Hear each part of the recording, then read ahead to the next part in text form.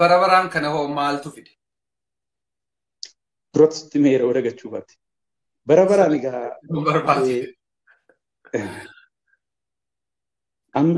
biyya keenyaaf egaa Itoophiyaadhaaf bu'amaa jedhanii ijoollee artistoonni hiriyoonni kiyya simbuusi waa'ee Itoophiyaa kana. Amma isaanii gale tarii naa galuu dadhabe ta'a. Yookaan naan galle ta'a. Ani garuu amma naa gale immoo isaaniif hin galle yaada. Kanaaf yaada nama tokkoo hin dhiibu. Isaan yaadatu galee fi bo'u. Anis immoo waan naa galetu naa galee barabaraan jedhee lallabuutti ka'e.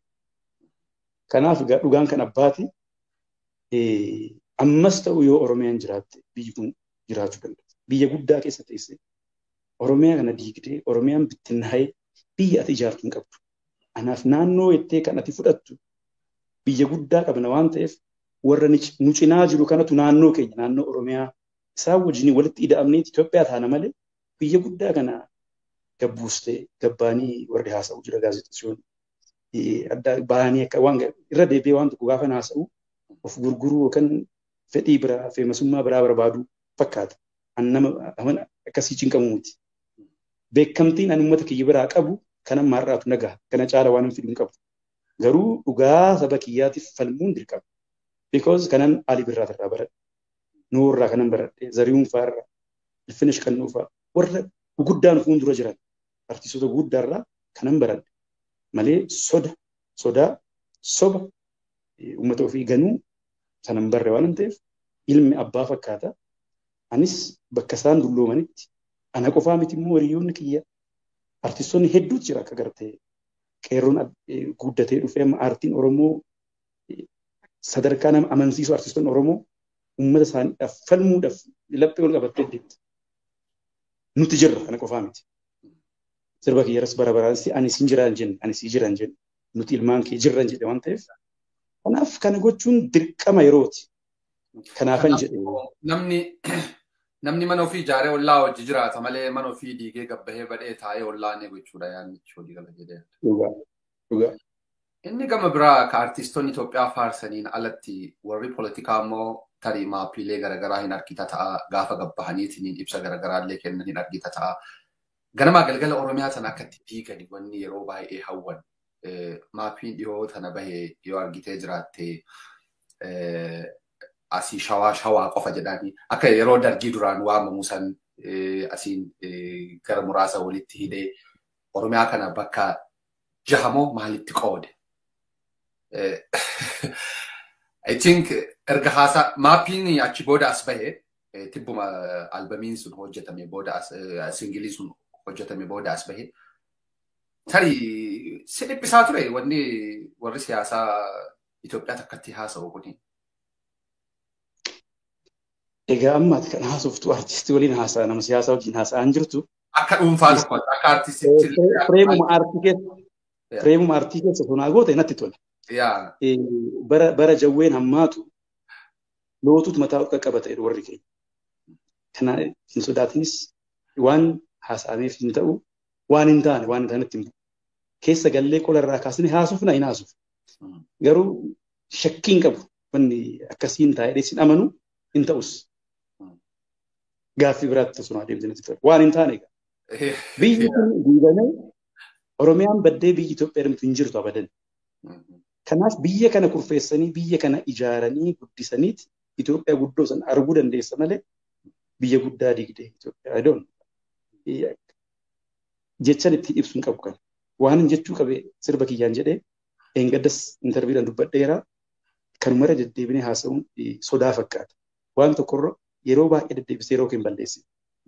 Waan guddoo yeroo jettee waan itti aanutti waan nurraa eegamu sanarratti akka ani qophaa'ee hojjedhutti artistoonni hiriyoonni kiyya hedduutu jira. Isaanis jiruu uummanni Oromootis bal'aadha guddaadha waan ta'eef uummata guddaa uummata Afrikaadha. Haala amma artiin yeroo baay'ee hin raagasi. Artiin waan hawaasni idileen arguu hin dandeenye wahii fageessee dursee kaasa. Akka reefu amma gadaan keenyaa. Ammarra dhaabbatee taaddaleen waan gara fuulduraatti waan Oromiyaa maaltti mul'ata? Akka ija artiiti. Ija artiitiin Oromiyaan kun gaafa guddattu, Oromummaan kun gaafa kabajamu natti mul'ata. Oromummaan kun gaafa cimee finiinee kan kalee caala kan gaddaa caala irra caala daran gaafa guddatu arga. Malee gaafa Oromiyaan gajjettu gaafa Oromiyaan bittinnooftu gaafa Oromummaan itti qaana'an itti cabuun argu. Mul'anni kiyya kana. Aartiin dukkana keessa teessetti ifa agarta waan ta'eef kanaan shakkiin qabu. Ulfaadhu galatoomne. Mee immoo haala waliigalaa aartii Oromoo irratti waan jiru moo haalaallu? Artistoonni Oromoo hedduun akkuma atillee kaastee dhugaadhaa fi wanni isaan hojjetaatiin turan. Dhugaa abbootii kiyyaa santu na keessa jira jettee dhugaadhaaf ifaajanii waggaa baay'ee aarsaa kaffalanii garuu jiruun isaanii jiruu rakkataa keessa jiraatu. Ammumallee akkuma arginu Nuuhoon kaleessa akkatti nu biraa deeme argaa jirra. Halloo daawween dhukkubsatti, Zarihuun hin dhukkubsata. Namoota baay'ee. Maal sababni rakkoon akkasii eessaa madda? Artistoonni gama biraa siingilii tokkoon illee baay'ee beekamanii waan baay'ee buufatu. Warri kun warra albama hedduu baase. Maali ifaajaniitiin harka qullaa hafuun isaanii suni maalirraa dhufe taadde? Kanaaf sirriitti itti yaadnee dubbachuu qabna gaa waan afaan irra dhufe haasa'uu hin qabnu. Lafa itti cabne san lafa rakkinni kun itti maddu san wallaale anis. Artiistiin biyya guddaa qabaatee saba bal'aa qabaatee gaafa rakkatu gaafa agartu anaaf wanni sun ifa naaf hin ta'u sababa isaatis hin beeku. Tarii artiistoota irraa hir'inni haa jiraatu uummata bira rakkinni haa jiraatu. Kana gidduutti immoo walitti dhufeenya aartii fi uummata gidduu rakkinni haa jiraatu. Kun marii bal'aa barbaada. Irratti riisarchiin hojjetamee rakkoon bakka hin jira jedhanii irratti yaadamee hojjetamuu qaba malee waan manatti dhaga'amu yoonan haasa'ee akka waan san bakka tokkotti ittiin qollofneeffan sodaadhe. Garuu akkasumatti akka nama aartistoota hin ta'in akkuma odeessitti yoo ilaalte uummanni keenya uummata abdachiisaadha. Gaafa sirbi keenya bahu hin dhaggeeffata. CD amma danda'e nurraa bita. Kana gidduutti immoo artistoonni keenya guguddaan gaafa rakkatus immoo hin agarta.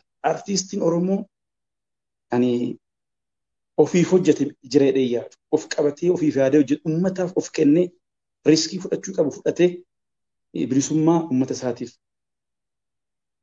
mirgi uummataa akka kabajamu mirgi biyyi isaa akka kabajamtu hojjete yeroo baay'ee of gatee hojjeta. Gaafa gaa maallaqa argattu maanajimentii irratti rakkoonni jiraachuu danda'a. Namni saba bal'aan qaba jedhee of gatuu danda'a. Gaafa immoo staar taate gaafa feemasii taate maallaqa argatte san namni maal jedha namootiin tokko tokko maallaqa argachuu qofa osoo hin ta'in maanajimentii isaas wajjin beekuu wayyaa.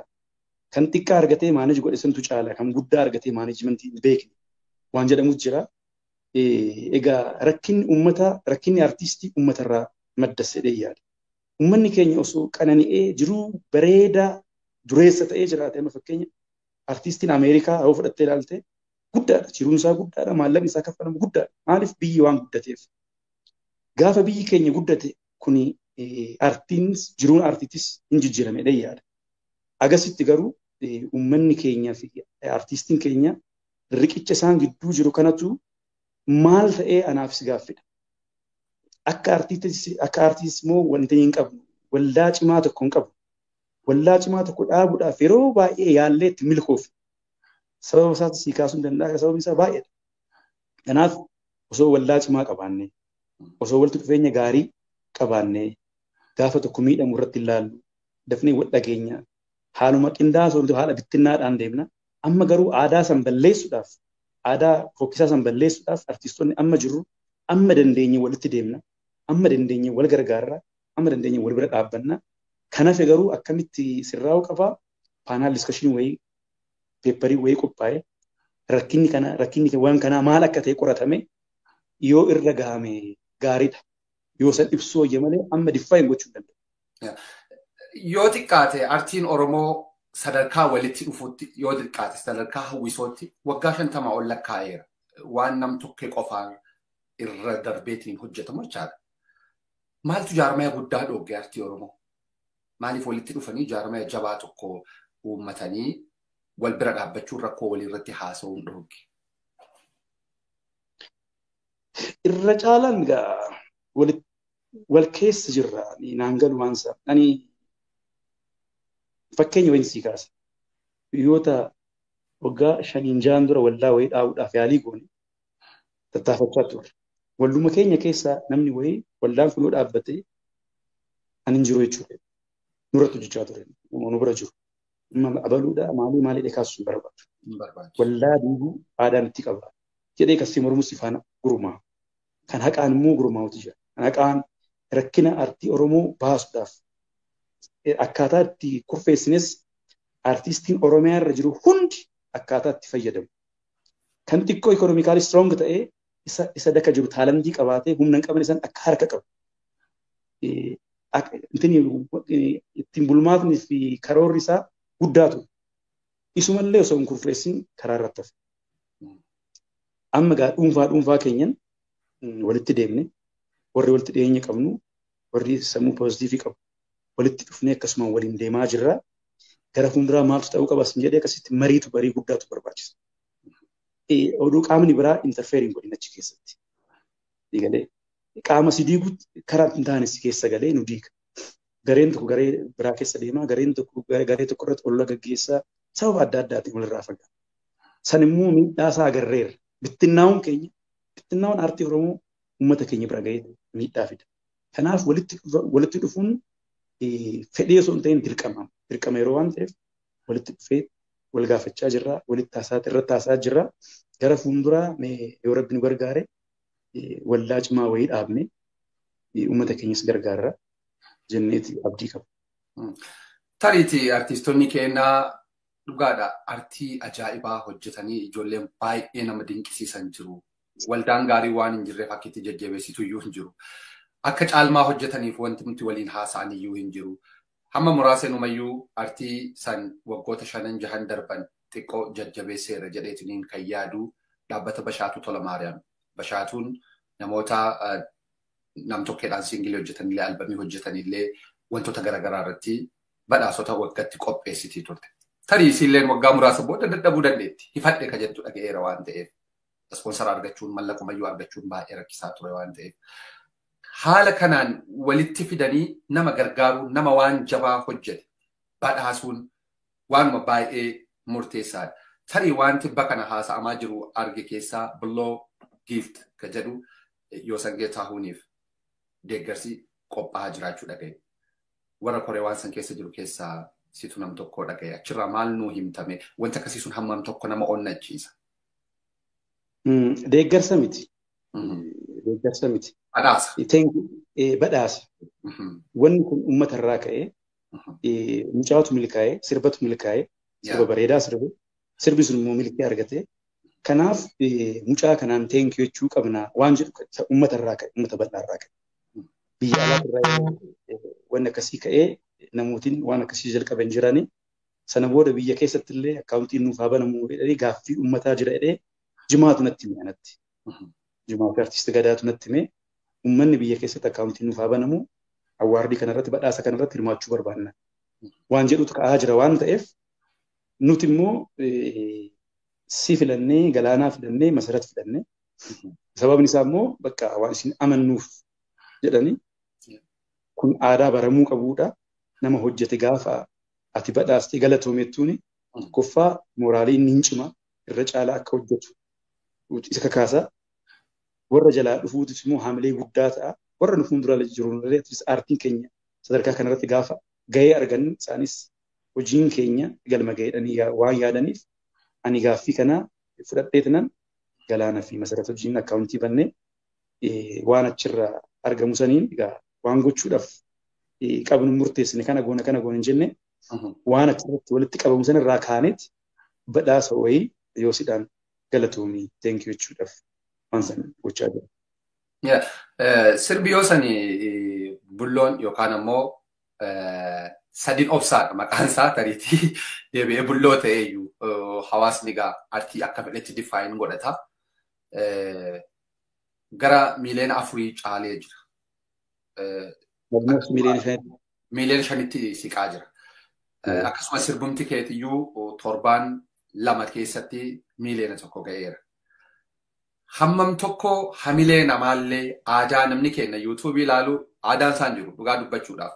Hamileedhuma walitti haa goonuuf malee sirbi kee kun distaaginaa ilaaluu dandeettu. Distaaginaan yeroo hagamii keessatti miiliyoona meeqa gale jettee yoo ilaaltu maali rakkooleen sunniin maal taajjabde? Ati akka nama artiititti muuziqaalee kanneen yoo wal bira qabdee ilaaltu sirbi abaluu sadarkaa kanarra taa'uu danda'a. Sirbi abaluu sadarkaa kanarra taa'uu danda'a jettee yaadda. Tilmaamta. Sadarkaa sanitti garuu viiwarii hin qabu. Achirraa hoo maal furuu qabna? Maal irratti hojjetamuu qaba? Ani amma karaa komiisiin qabu. Komiisiin kaasu.